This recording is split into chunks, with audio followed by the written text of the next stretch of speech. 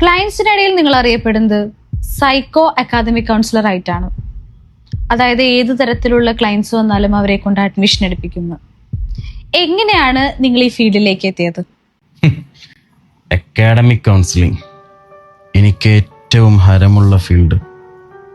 Junior കൗൺസിലറായാണ് എൻ്റെ തുടക്കം. ഞാൻ നല്ല രീതിയിൽ അഡ്മിഷൻ എടുത്തു.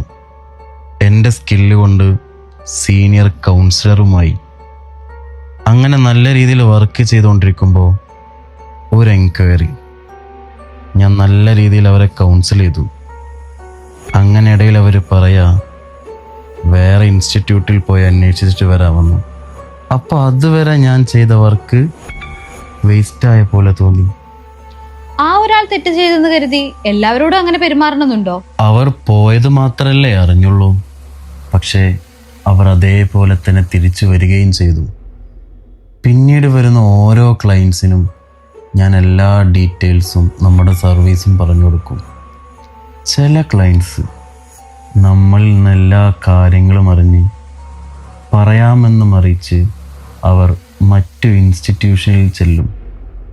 അവിടുത്തെ ഫീസും കേട്ട് കിളിയും പോയി തിരിച്ച് എൻ്റെ അടുത്തേക്ക് തന്നെ വരും.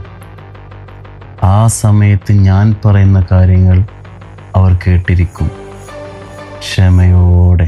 ഇങ്ങനെ പോയിട്ട് വരുന്ന കസ്റ്റമേഴ്സ് ഏറ്റവും അഫോർഡബിൾ പ്രൈസിലും ബെസ്റ്റ് ക്വാളിറ്റിയിലും നിങ്ങൾ മാത്രമേ കോഴ്സ് കൊടുക്കുന്നുള്ളൂ എന്ന് അവരുടെ നാവിൽ നിന്ന് കേൾക്കുന്ന നിമിഷം അത് ഞാൻ ഹരം കൊള്ളും.